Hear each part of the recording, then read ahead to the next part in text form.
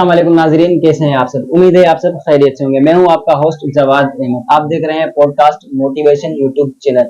आज का जो हमारा टॉपिक है 12 रबीउल अव्वल के सिलसिले के मुताबिक है। आज के जो हमारे मेहमान है, आज के जो हमारे गेस्ट है हमारे साथ मौजूद है, इंशाल्लाह आपको उनसे ही मिलाएंगे।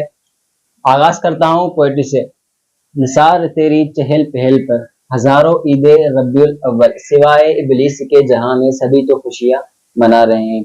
आज का जो हमारे मेहमान है, अपने गेस्ट का तारुफ करवाना चलूं, अल्लामा बिलाल रजा मदनी। अस्सलाम वालेकुम हज़रत।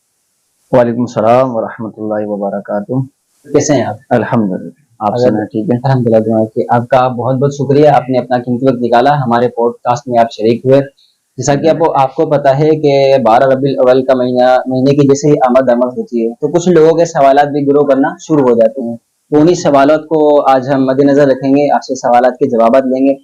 तो चलते हैं हम अपने सवाल और जवाब की तरफ। अच्छा आज़ाद, हमारे यहाँ जो जुलूस निकाला जाता है कहाँ से साबित है? नहमदुहु व नुसल्ली व नुसल्लिमु अला रसूलिल करीम, अम्मा बाद, फ़अऊज़ु बिल्लाहि मिनश शैतानिर रजीम, बिस्मिल्लाहिर रहमानिर रहीम। सबसे पहले जवाद भाई आपका बहुत बहुत शुक्रिया कि आपने मुझे मदऊ किया। अल्लाह ताला आपको जज़ाए खैर अता फरमाए। अच्छा सवाल किया। और हमारे यूं होता है कि जब भी रबीउल अव्वल का महीना शुरू होता है ना, तो कुछ अवाम में लोग ऐसे जो ला इल्म होते हैं, जिनके पास इल्म नहीं होता, वो इस तरह के सवालात खड़े कर दिया करते हैं कि जुलूस कहाँ से साबित है। सबसे पहले तो मैं ये बताता चलूं कि यार जुलूस हम किसके नाम का निकाल रहे हैं। वो करीम आका सल्लल्लाहु तआला अलैहि वसल्लम जो दुनिया में आए तो हमें याद किया, और क्या हम उनको नहीं याद कर सकते? साल में एक मरतबा जुलूस ये निकाला जाता है और इसी पे लोग एतराज कर रहे होते हैं। सबसे पहले तो मैं बताता चलूं कि जुलूस ये आज के दौर का नहीं है, ये सहाबाए कराम अलैहिम रिदवान के दौर का चल रहा है। जब नबी करीम सल्लल्लाहु तआला अलैहि वसल्लम मदीने में जब तशरीफ ला रहे थे, सहाबाए कराम भी मौजूद थे, तो उस टाइम जुलूस की सूरत में सहाबाए कराम ने आपका इस्तकबाल किया।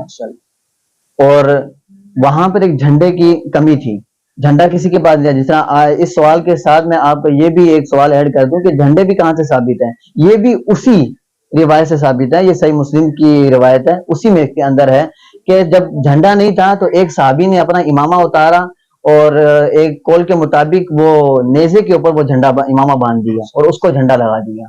तो यूं जुलूस भी वहां पर साबित हो गया और झंडा भी साबित हो गया। माशाल्लाह माशाल्लाह, सुभान अल्लाह। अच्छा आज़ाद, हमारा दूसरा सवाल ये है कि मीलाद से क्या मुराद है? जी माशाल्लाह, ये भी सवाल अच्छा है, लेकिन सबसे पहले मैं बताता चलूं कि आपने मिलाद के बारे में बोला है। हम सबसे पहले हमें ये तो पता चलना मिलाद बोलते किसे हैं। हमारे यहाँ पर मिलाद के नाम पर तो डंके बजा रहे होते हैं, लेकिन पता नहीं होता मिलाद बोलते किसे हैं। बोलते किसको? सही। मिलाद जो है ये वलदुन से निकला है, ये इसका मादा जो है वलदुन है, इससे निकला है। इसका मायना है, कई मायने भी निकले हैं, लेकिन जो मशहूर मायना जो है कि पैदाइश का दिन, ये माना लिया गया है। अच्छा, ये कुरान पाक में जो वलद लफ्ज ये 93 मरतबा इस्तेमाल हुआ, और जो मौलूद जो है ये कुरान पाक में 3 मरतबा इस्तेमाल हुआ। अब आगे चलते हैं कि भाई मिलाद से मुराद क्या है। ये पैदाइश का दिन नबी पाक सल्लल्लाहु अलैहि वसल्लम का है कि जिस दिन मेरे और आपके आखिरी नबी सल्लल्लाहु अलैहि वसल्लम दुनिया में जलवागर हुए। जब वो आए, रिवायतों में ये भी आया कि उन्होंने उम्मती उम्मती की सदा लगाई। जब वो दुनिया में आ रहे हैं, वो उम्मती को याद कर रहे हैं। क्या उम्मत का हक नहीं है कि उसको याद करें उसकी पैदाइश के दिन? ये हक बनता है। लोग बिना फालतू का एतराज करते हैं इन मानों में कि जी आप ये कहाँ से साबित है, ये मौलूद क्या है, ये मिलाद क्या है, ये क्या करते हो। ये सारे के सारे काम अल्हम्दुलिल्लाह अहले सुन्नत जो कर रही होती है, ये सहाबाए कराम ने किए हैं। ठीक है। और नबी करीम सल्लल्लाहु अलैहि वसल्लम की विलादत पर जो जश्न है, ये वाज़े तौर पर ये नहीं कि मतलब कुरान पाक से साबित है, वाज़े तौर पर साबित नहीं है, लेकिन वाज़े तौर पर इनकार भी नहीं है इस पर जश्न मनाना। वाज़े तौर पर इनकार भी नहीं है, लेकिन जब इनकार नहीं है तो हम वो काम कर रहे होते हैं। ये दीन से टकराता भी नहीं है। सही। ठीक है। अब इसके आगे की मुराद क्या है? ये कोई खास इबादत नहीं है, क्योंकि इबादत सिर्फ फकत अल्लाह तबारक व तआला की जाती है। ये कोई खास इबादत नहीं है। आप इस दिन जिक्रुल्लाह भी कर रहे हैं, नमाज भी पढ़ें, रोजा भी रखें, सदका भी दें, ज़कात वगैरह भी दें, जिस लिहाज से भी करेंगे ये सारी उस विलादत के जश्न के तौर पर शामिल होंगे। माशाल्लाह सुभान अल्लाह, अल्लाह पाक आपके इल्म में मजीद इजाफा फरमाए। अच्छा हज़रत, तीसरा सवाल हमारा ये था कि 12 रबीउल अव्वल नबी अकरम सल्लल्लाहु तआला अलैहि वसल्लम की तारीख़ विसाल है। لیکن تاریخ ولادت کہاں سے ثابت ہے؟ جی بالکل، اس میں دیکھیں صحابہ کرام علیہم الرضوان اور جو ہمارے تابعین ہیں، بزرگان دین ہیں، ان کے اقوال سے انشاءاللہ میں ضرور عرض کروں گا کہ اس میں اختلاف ہے۔ حضرت جابر اور ابن عباس رضی اللہ تعالیٰ عنہما سے روایت ہے کہ نبی پاک صلی اللہ تعالیٰ علیہ وسلم 12 ربیع الاول والے دن پیدا ہوئے، 2 شنبے کے دن، اور یہ عام فیل کے جب یہ جو فیل کا واقعہ ہوا تھا، جس میں قرآن پاک میں سورت بھی ہے سورہ فیل، یہ جو ہاتھیوں والا واقعہ ہوا تھا، اسی سال میں نبی پاک صلی اللہ تعالی وسلم کی ولادت ہوئی۔ اور کئی علماء کرام نے، کئی بزرگان دین نے، جمہور اہل اسلام جو ہیں ان کے نزدیک بھی 12 ربیع الاول ہی ہے۔ اور بزرگان دین نے بھی، یہاں تک کہ شیخ عبدالحق محدث دہلوی رحمۃ اللہ تعالی علیہ نے بھی یہی فرمایا کہ اس میں نبی پاک صلی اللہ تعالی وسلم کی ولادت میں کے دن میں اختلاف ہے، لیکن جمہور اہل اسلام کے نزدیک یہی ہے کہ 12 ربیع الاول والے دن نبی پاک صلی اللہ تعالی وسلم کی ولادت ہوئی۔ اب تو یہ اپنوں کی بات ہے، اب میں آپ کے سامنے غیر کی بات بھی کروں گا۔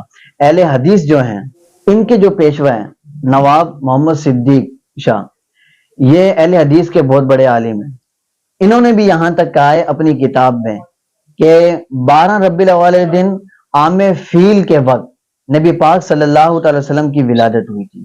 اور اس کے علاوہ یہ جو پہلے کے جو بتایا تھا یہ اہل حدیث کا تھا، اب دیوبندی فکر کے جو ہیں ان کے بھی ایک عالم ہیں، یہ مفتی اعظم ان کے نزدیک ہیں محمد شفیع صاحب، انہوں نے بھی یہاں تک کہا ہے کہ 12 ربیع الاول والے دن مکہ مکرمہ میں نبی پاک صلی اللہ تعالی وسلم کی ولادت ہوئی، اور عام فیل کے بعد ہی ولادت ہوئی، یعنی اور اسی سال میں ولادت ہوئی۔